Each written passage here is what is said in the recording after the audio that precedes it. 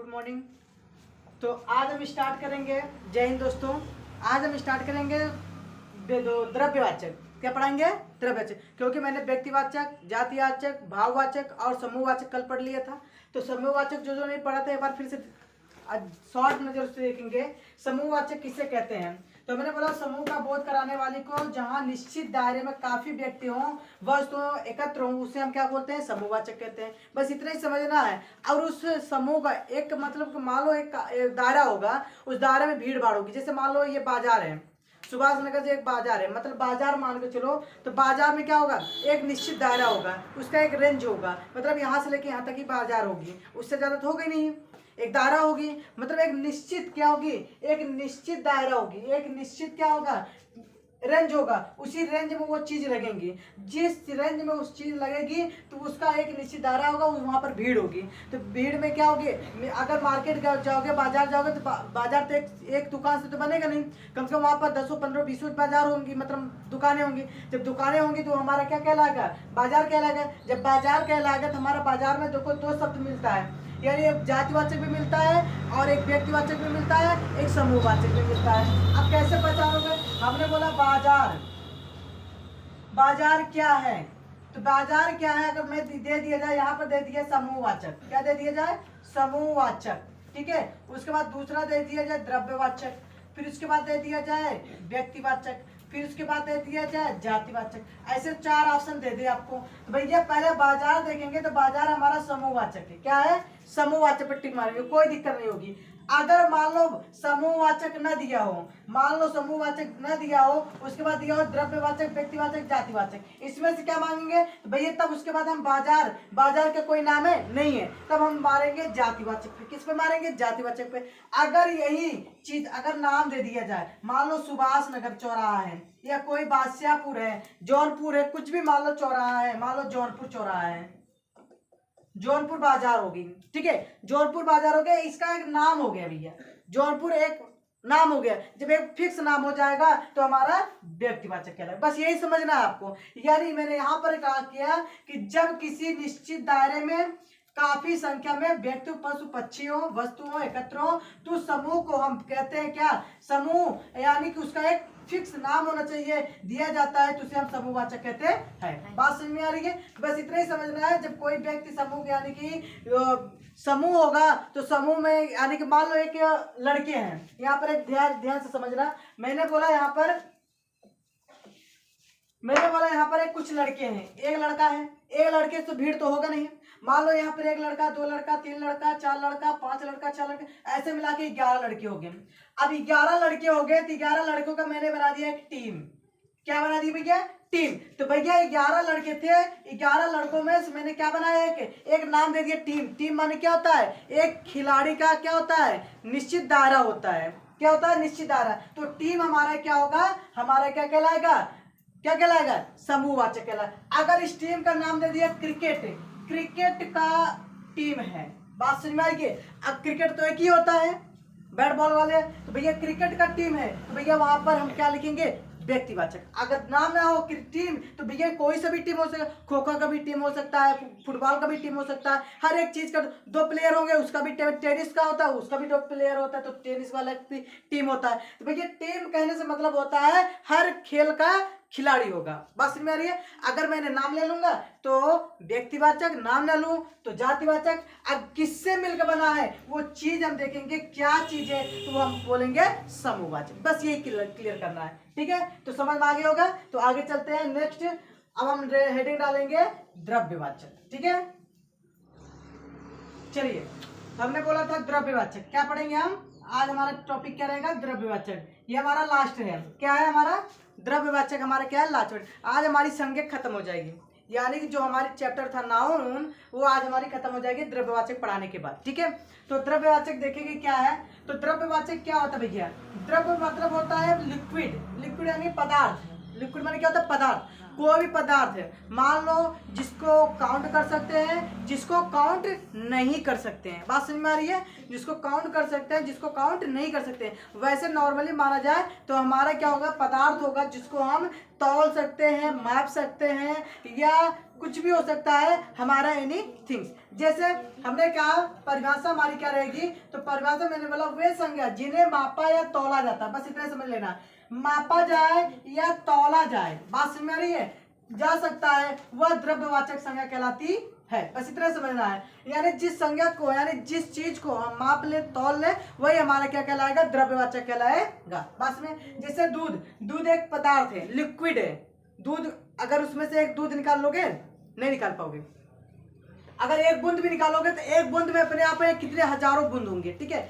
तो भैया दूध जो उसका एक लिक्विड है उसको सिर्फ हम तौल सकते हैं, तो तौल कैसे सकते हैं कि 1 लीटर 2 लीटर 3 लीटर में हम तौल सकते हैं।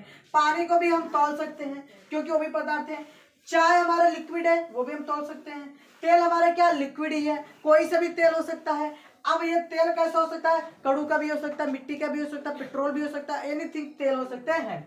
अब चना क्या है, ये हमारे खाने के अनाज है, क्या है भैया, अनाज है। जब चना है इसको हम तौल सकते हैं, इसको क्या कहते हैं, इसको तो हम माप सकते थे, दूध पानी चाय तेल को हम माप सकते हैं। लेकिन यहाँ पर बात करें गेहूं की, तो गेहूं को हम तौल सकते हैं, चना को तौल सकते हैं, सोना को भी हम तौलते हैं, चांदी को भी तौला जाता है, हीरा को भी तौला जाता है। क्लियर हो रहा है, तो बात समझ में आ रही है। तो जिस चीज को हम माप सकते हैं, तौल सकते हैं, वही हमारा क्या कहलाता है, द्रव्यवाचक कहलाता है।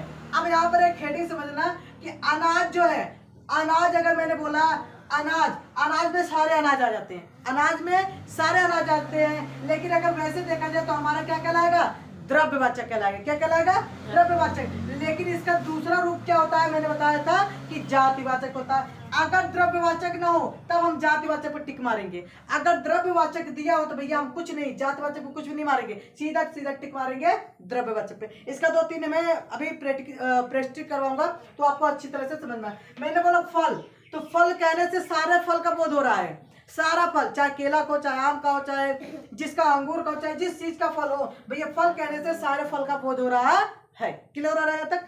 तो मैंने बोला कि ये क्या है भैया, फल हमारा द्रव्यवाचक है। क्यों, क्योंकि सेब को हम तौल सकते हैं, बात समझ में आ रही है, फल को हम तौल सकते हैं तो हमारा द्रव्यवाचक होगा।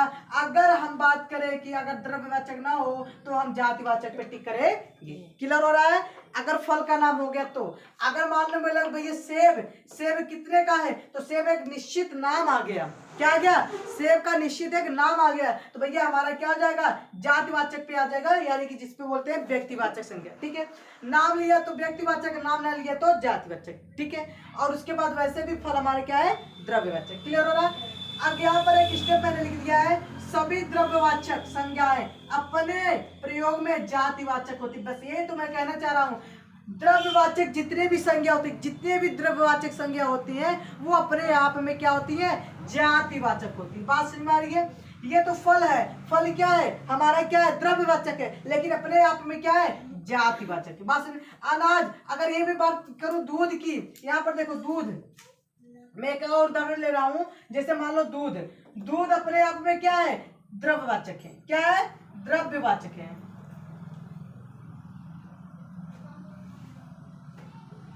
क्या है, द्रव्यवाचक है, लेकिन अपने आप में जातिवाचक है। क्यों जातिवाचक है, जातिवाचक क्यों भैया, दूध कहने से हर गाय का, चाहे गाय का होगा, चाहे बकरी का होगा,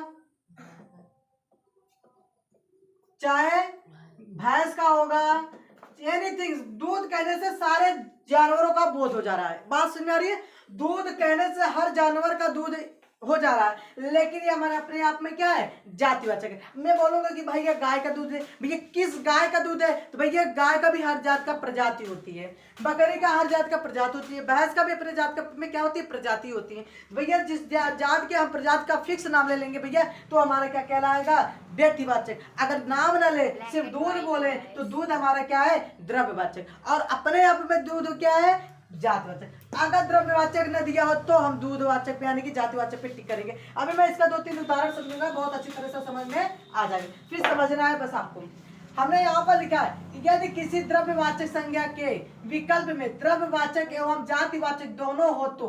अब यहीं पर देखो मैंने बोला दूध, क्या बोला मैंने दूध। अब दूध में भी देखो जातिवाचक भी है भी द्रव्यवाचक, ये क्या बोल रहा है विकल्प में द्रव्यवाचक और जातिवाचक दोनों हो, क्या मैंने बोला दोनों हो, तो हम द्रव्यवाचक पे टिक करेंगे, बस बात खत्म है। अगर दोनों दिया है तो भैया हम सबसे पहले किस पे मारेंगे द्रव्यवाचक पे, जातिवाचक पे नहीं मारेंगे। क्यों? क्योंकि दूध को वैसे पता है कि लिक्विड होता है, दूध हमारा क्या है द्रव्यवाचक। क्लियर हो रहा है? अब यहाँ पर द्रव्यवाचक ना दिया हो, मान लो ये द्रव्यवाचक नहीं दिया है, हटा दिया भैया द्रव्यवाचक हटा दिया, यहाँ बोल दिया कि कोई भी एक वाचक लिख लो, सर्वनाम दे दिया।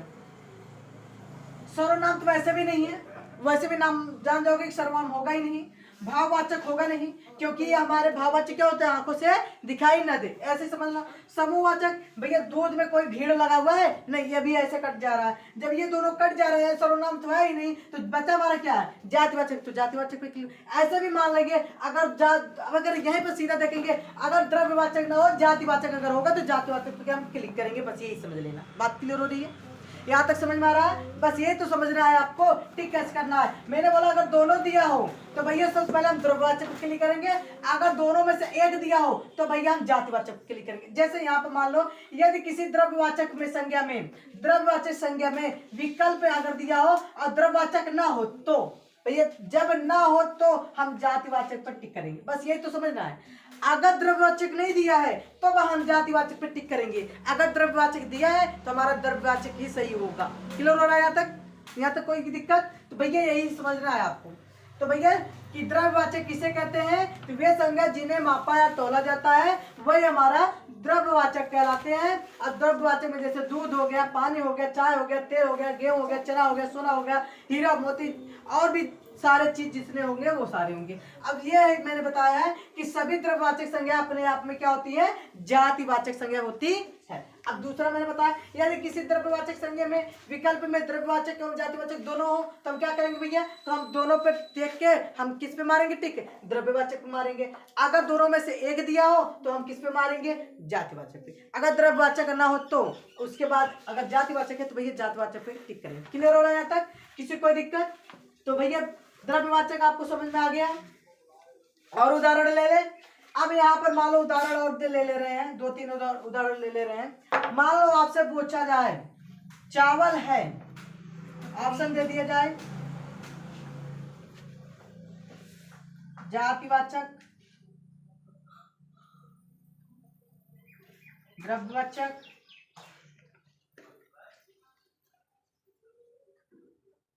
समूहवाचक, चौथा दे दिया जाए इनमें से कोई नहीं है।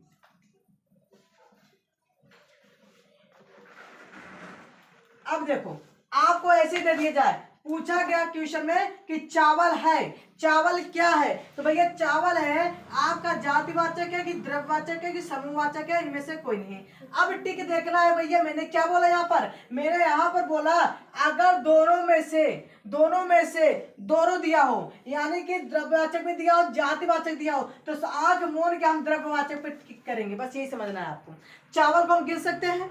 नहीं गिन सकते, क्योंकि उसको हम माप सकते हैं, तौल सकते हैं। चावल को गिन सकते हैं क्या? थोड़ी, चावल को गिन ही नहीं सकते। जब चीज को हम गिन नहीं सकते तो हमारा क्या होगा द्रव्यवाचक होगा। एक चावल उठा के एक चावल गिन लोगे, भैया एक चावल की बात नहीं हो रही, यहाँ चावल की बात हो रही है बोरी कट्टा, और उसको गिनोगे नहीं गिन पाओगे। तो भैया जब वो नहीं गिन पाओगे तो हम उसको नापते हैं, क्या करते हैं नापते हैं, तौलते हैं कि 1 किलो लेना है, 2 किलो लेना है, 3 किलो लेना है, जितने हिसाब से लेना वो। तो भैया वो दिया हो तो हमारा द्रव्यवाचक। अगर द्रव्यवाचक ना हो, इनमें से क्या होगा द्रव्यवाचक न दिया हो, तब किस पे मारेंगे, तो हमारा एक ही बचेगा, फिर क्या होगा जातिवाचक। तो चावल कहने से हर चावल का बोध हो रहा है, चाहे मंसूरी का हो, चाहे कावेरी का हो, चाहे गंगा कावेरी का, हर चावल का नाम आ रहा है। तो जिस चावल का नाम आएगा भैया वो हमारा व्यक्तिवाचक होगा, सिर्फ चावल कहने से हर चावल का बोध हो रहा है, तो हमारा क्या होगा जातिवाचक। बस यहाँ तक समझ में आया? किसी को कोई दिक्कत? ठीक, तो द्रव्यवाचक समझ में आ गया, कितना आसान तरीकों से मैंने बता दिया। तो भैया यही तो आपको समझना है द्रव्यवाचक किसे कहते हैं। ठीक है, आगे चलते हैं। मान लो कोई कभी कभी जातिवाचक होकर व्यक्तिवाचक में परिवर्तन हो जाता है, तो आज हम वही समझेंगे। अब जातिवाचक से व्यक्तिवाचक में कैसे जाते हैं, व्यक्तिवाचक होकर जातिवाचक में कैसे जाते हैं, तो हम सीधा सीधा समझेंगे। अब जैसे जातिवाचक संज्ञा होगी तो व्यक्तिवाचक कैसे बनेगा? तो संज्ञा में पद परिवर्तन हो जाता है। कैसे परिवर्तन होता है? देखियो, मैंने बोला बापूजी, यानी बापू बोला तो बापू का अर्थ क्या होता है? बापू का अर्थ होता है पिताजी। क्या होता है? पिता। पिता क्या होता है? जातिवाचक होता है। पिता क्या हमारा होता है? जात होता है। लेकिन बापू कहने से हमारा एक आज का जो अर्थ होता है, आज जो हमारे इस मतलब हमारा बापू कहने से हमारा एक चीज का होता है महात्मा गांधी। यानी अगर बोलोगे भैया बापू जी जानते हो तो बोलेगा बापू को जी कौन नहीं जानता, महात्मा गांधी कौन नहीं जानता। भैया मतलब एक विशेष अर्थ हो गया। बापूजी कहने से एक विशेष का अर्थ प्रकट होता है। यानी पहले तो पिताजी कहा जाते थे, पिताजी को बापूजी कहा जाता था, लेकिन अब बापू कहने का मतलब होता है कि महात्मा गांधी। अब महात्मा गांधी जी कहने का मतलब होता है ये हमारा व्यक्तिवाचक संज्ञा कहलाती है। क्लियर हो रहा है हमारी बात? ठीक। अब ऐसे यहाँ मैंने बोला सूर्यदास, मैंने क्या बोला? अंधा आदमी। अगर कहते हैं कि कोई चलता रहता है राह पे, कहता है कि दिखाई नहीं दे, सूरदास बन गए हो। मतलब कि पहले का सूरदास किसको बोला जाता था? अंधे आदमी को। जो आदमी चल रहा हो स्टूडेंट कर दे, मतलब स्टूडेंट कर दे, देखते देखते स्टूडेंट कर दे, तो उसको क्या बोला जाता था? सूरदास बोला जाता। क्या बोला जाता था? सूरदास। भैया मतलब सूरदास का कहने का मतलब होता है कि मतलब कि अंधा बन गया है कि जहाँ नहीं तहाँ देखते हैं भिड़ा देता है, जहाँ नहीं तहाँ देखते हैं वहीं ठोक देता है। तो भैया सूरदास का कहने का मतलब होता है अंधा आदमी। लेकिन आज का कहने का मतलब होता है सूरदास। तो सूरदास एक महाकवि थे, उसका बोध होता है। मतलब सूरदास एक व्यक्तिवाचक संज्ञा में आज परिवर्तन होता जाता है। बात क्लियर है? नेताजी कहने से भैया नेताजी कोई भी हो सकता है। नेतृत्व करना, नेताजी का मतलब होता है नेतृत्व करना। नेताजी का मतलब क्या होता है? नेतृत्व करना। तो भैया बात करते हैं प्रधान अपने गांव का मुखिया होता है, वो नेतृत्व करता है। विधायक जो होता है अपने विधानसभा का नेतृत्व करता है। प्रधानमंत्री होता है पूरे देश का नेतृत्व करता है। तो भैया वही समझना है। तो नेताजी कहने से मतलब पहले क्या था कि हर एक मतलब का अपना अपना एक दायरा होगा, उसके अंदर अपने नेतृत्व करते थे। लेकिन आज का जो अर्थ होता है नेताजी कहने से सुभाष चंद्र बोस का बोध होता है। किसका बोध होता है भैया? सुभाष चंद्र बोस का बोध। अगर नेताजी नाम ले लिया नेताजी तो सबसे पहले किसका बोध होगा भैया? नेताजी सुभाष चंद्र बोस का बोध है। क्योंकि ये जाति है। क्या भैया? जातिवाचक है। अब जातिवाचक से ये बन गया क्या हमारा? व्यक्तिवाचक। बात समझ में आ रही है? कि भैया क्या होता है? संज्ञा में पद का परिवर्तन होता रहता है। ये बहुत ही बड़ा इफेक्ट है, बहुत ही बड़ा इफेक्ट है कि जो कि कोई सर नहीं पढ़ाते। कोई सर क्या क्या बात कर, जिसको पता होगा वही बताएंगे। नॉर्मली टीचर ही जो उसको जानकारी होती है, हिंदी की बहुत अच्छी जानकारी होती है, तो वो चीज़ें बताते हैं। तो हिंदी में अगर आज आपका ये चीज़ डाउट अगर क्लियर नहीं हो पा रहा तो जिंदगी में आप कभी भी हिंदी सही ढंग से नहीं पढ़ पा रहे हो। ठीक है? तो भैया यही समझ लेना कि संज्ञा में पद परिवर्तित होता है। जातिवाचक भी हमारा क्या होता है? व्यक्तिवाचक में चला जाता है, और व्यक्तिवाचक होता है तो जातिवाचक में चला जाता है। तो अभी मैं क्लियर करता हूँ व्यक्तिवाचक से जातिवाचक। तो मैंने बोला बापूजी, बापू का पहले का अर्थ होता था किसका होता था? पिता का। पिता क्या होता था? हमारा जातिवाचक होता था। लेकिन अब बापू कहने से मतलब हमारा क्या होता है? एक व्यक्ति का बोध हो रहा है, महात्मा गांधी। मैंने सूरदास बोला, पहले सूरदास किसको बोला जाता है? अंधा आदमी को। लेकिन अब सूरदास कहने का मतलब होता है सूरदास एक आदमी को बोला जाता है जो महाकवि है। तीसरा हमारा नेताजी। नेताजी कहने का मतलब होता है कि नेता बहुत होते हैं जितने नेतृत्व करने। गांव में हर एक गांव में क्या होता है? नेताजी होते हैं। बस में किसी को भी बोल दिया जाए और नेताजी क्या हाल है, तो भैया नेताजी कहने से उसका नेतृत्व मतलब कि वो नेतृत्व नहीं कर रहा। नेताजी किसी को बोल सकते हो। अगर गांव में होता है भैया नेतागिरी कर रहे हो, तो भैया नेतागिरी का मतलब वो नहीं होता है। नेतृत्व करने वाला जो होता है हमारा नेतागिरी नेता कहलाता है। और नेताजी कहने से सिर्फ एक आदमी का बोध होता है, वो पर्सनल जिसका होता है वो सुभाष चंद्र बोस का होता है। नेताजी कहने से मतलब होता है सुभाष चंद्र बोस। क्लियर हो रहा है यहाँ तक? अब देते हैं हमारा क्या होता है, यानी कि जातिवाचक से संज्ञा में भी यानी व्यक्तिवाचक, अब व्यक्तिवाचक से जातिवाचक में परिवर्तन। तो देख, व्यक्तिवाचक से जातिवाचक में परिवर्तन। जातिवाचक बात समझ में आ रही है? अब हमारा यहाँ पर क्या हो गया? व्यक्तिवाचक से जातिवाचक में परिवर्तन होगा। अब यहाँ पर मैंने स्टेप क्या लिखा? वह संज्ञा जो किसी एक का बोध करा रही थी, पहले एक का बोध करा रही थी, बस अब किसी कारण बस एक से अधिक का बोध कराने लगे, वह संज्ञा हमारा क्या कहलाता है? जातिवाचक संज्ञा कहलाती है। बस यही समझना है। पहले एक संज्ञा क्या बोध करा रही थी, अब क्या करा रही है? अब हमारा क्या कर रही है? एक से ज्यादा संज्ञाओं का बोध करा रही है। जैसे यहाँ पर देखो मैंने बोला मंत्रा, क्या बोला भैया मंत्रा, मंत्रा पहले एक क्यों बोला जा रहा है, जैसे कैकेयी की दासी होती थी वो हमारा मंत्रा होती थी, तो मंत्रा व्यक्तिवाचक था पहले। अब क्या हुआ, आज के मॉडल के जमाने में आज क्या है, घर घर में फूड डालने वाली औरत, उसको मंत्रा कहा जाता है। मतलब की बात समझ में आ रही होगी हमारी कहने का क्या मतलब है। तो घर में जो फूड डालता है, चाहे जिसके घर में पहुंच जाती है भैया उसके यहाँ झगड़ा लगा देती है। तो जो घर में झगड़ा लगाए कि कहते हैं ना हर घर में एक मंत्रा होती है, तो भैया हर घर में मंत्रा होती है। आज का मॉडल है जो मॉडल जमाने का है, तो भैया हर घर में फूड है, तो ये हर घर में फूड डालने वाली औरत जो होती है हमारा क्या होती है, जातिवाचक संज्ञा कहलाती है। और वो जातिवाचक कोई भी महिला हो सकती है, उसका पर्सनल नाम नहीं है। क्लियर हो रहा है यहाँ तक? तो मंत्रा कहने से कि हर औरत का भी बोध हो रहा है जो झगड़ा लगाने वाली होती है। पहले व्यक्तिवाचक था लेकिन अभी क्या हो गया, जातिवाचक। अब यहाँ पर बात करें नारद, तो नारद पहले क्या थे, व्यक्तिवाचक थे। क्यों? क्योंकि ये ब्रह्मा जी के क्या थे, पुत्र थे। लेकिन अब नारद का कहने का मतलब होता है कि एक की बात को दूसरी बात को लगाना, यानी कि चुगली करना, ऐसे सीधा बोल सकते हो। यानी कि झगड़ा लगाने का इनका भी काम होता था कि यहाँ के घर के बात उठा देते तो उनके घर में जाके बोलते थे। अरे कहते थे ना कि भैया कोई व्यक्ति होता था कि वहां पर जाता सुनता था, आके उसकी बात यहाँ पर बड़ा नाराज आदमी है यार, वहां की बात उठाया और यहाँ पर लाके बोल दिया, बहुत ही नाराज आदमी। मतलब कहने का मतलब है कि वहां की बात उठा के यहाँ करना, यहाँ की बात उठा के वहां करना, उस व्यक्ति को क्या कहा जाता है, नारद कहा जाता है। तो हर गांव में एक नारद होता है, तो भैया झगड़ा लगाने वाला, चुगली करने वाला। तो ब्रह्मा जी का पहले पुत्र था, वो व्यक्तिवाचक था, लेकिन हर एक गांव में हर एक घर में एक क्या होता है, नारद होता है। उसकी जात को हम क्या बोले हैं, जातिवाचक। यानी कोई भी हो सकता है, वो पर्सनल नाम लिया नहीं जा रहा है, कोई भी व्यक्ति हो सकता है, कोई भी पर्सन हो सकता है, जिसको हम बोल देते हैं कि व्यक्तिवाचक। अब यहाँ पर जथा भी होता है। जथा क्या होता है, जथा होता है, जथा हमारा क्या होता है, तो जथा हमारा पहले था क्या, यानी कि जो होता है कि हमारा इसे नॉर्मली देखा जाए तो जथा होता है जो देश से गद्दारी करता था।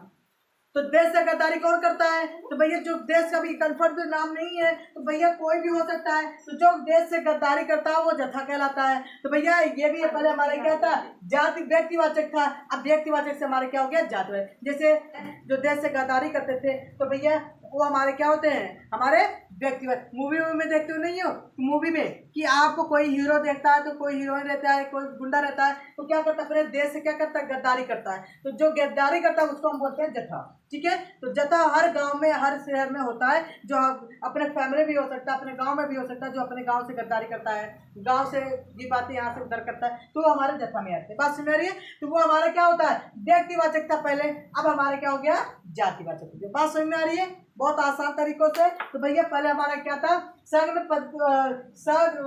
में पद में परिवर्तन होती थी, अब व्यक्तिवाचक से जातिवाचक में परिवर्तन होती है। अब कैसे होती है मैंने लिख दिया, जब किसी पहले था एक व्यक्ति का बोध कराता था, अब क्या हो गया, अब एक से ज्यादा का बोध करा रहा है, तो वही हमारा क्या कहलाएगा, यानी कि व्यक्तिवाचक से जातिवाचक में परिवर्तन। क्लियर हो रहा है? अब यहीं पे मैंने लिखा मंत्र, नारद, जथा या ETC आदि हो सकते हैं। क्लियर हो रहा है? तो हमारा बात समझ में आपको अच्छी तरह से आ गई। तो ये हमारे होते हैं। अब यहाँ पर दे सकता है क्वेश्चन में, कैसे पूछेगा देखो, यहाँ पर देखा है क्वेश्चन में ऐसे दे दिया,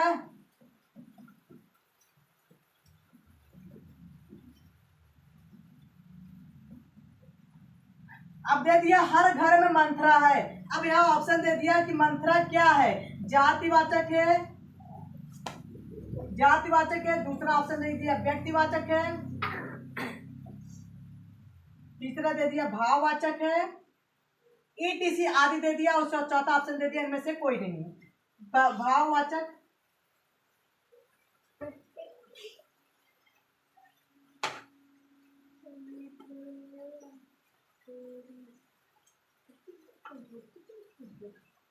ठीक है, मैंने बोला जातिवाचक है कि व्यक्तिवाचक है, भाववाचक है, इनमें से कोई नहीं है। तो भैया पहले मंत्रा का बात होती थी तो पहले हमारा क्या होता था, व्यक्तिवाचक होता था। लेकिन अब मंत्रा से कहने के मतलब यहाँ लिख दिया हर घर में, मंत्रा की बात करता, मंत्रा क्या है तो हमारा व्यक्तिवाचक था, लेकिन अब बोल रहा हर घर में मंत्रा होती है। तो भैया हर घर का मतलब होता है कि फिक्स कोई नाम नहीं दिया है, जब फिक्स नाम नहीं दिया तो हमारा जातिवाचक कहलाएगा। बात समझ में आ रही है? ऐसे ही टाइप में आपको क्वेश्चन पूछा जाता है, बहुत ही आसानी। आप बता दोगे कि भैया ये व्यक्तिवाचक है कि जातिवाचक है, समूहवाचक है, द्रव्यवाचक, सारे मैंने नाउन कवर कर दिया है, सारी संज्ञा मैंने कवर कर दिया है। तो आसान, अब आप हमारा वीडियो देखते रहिएगा, पूरी व्यक्तिवाचक, जातिवाचक, समूहवाचक, द्रव्यवाचक और हमारे ये सारे नाउन आज हमारा खत्म होता है। अब हम उठाएंगे सर्वनाम। क्या पढ़ेगा? अगला हमारा चैप्टर क्या रहेगा? सर्वनाम हम कल देखेंगे, अच्छी तरह से पढ़ेंगे और पूरा रिवीजन करेंगे। जो नहीं समझ में आया हमारे कमेंट बॉक्स पे कमेंट करते रहिए, हम अच्छी तरह से उसको समझाने की कोशिश करेंगे। ठीक है, धन्यवाद।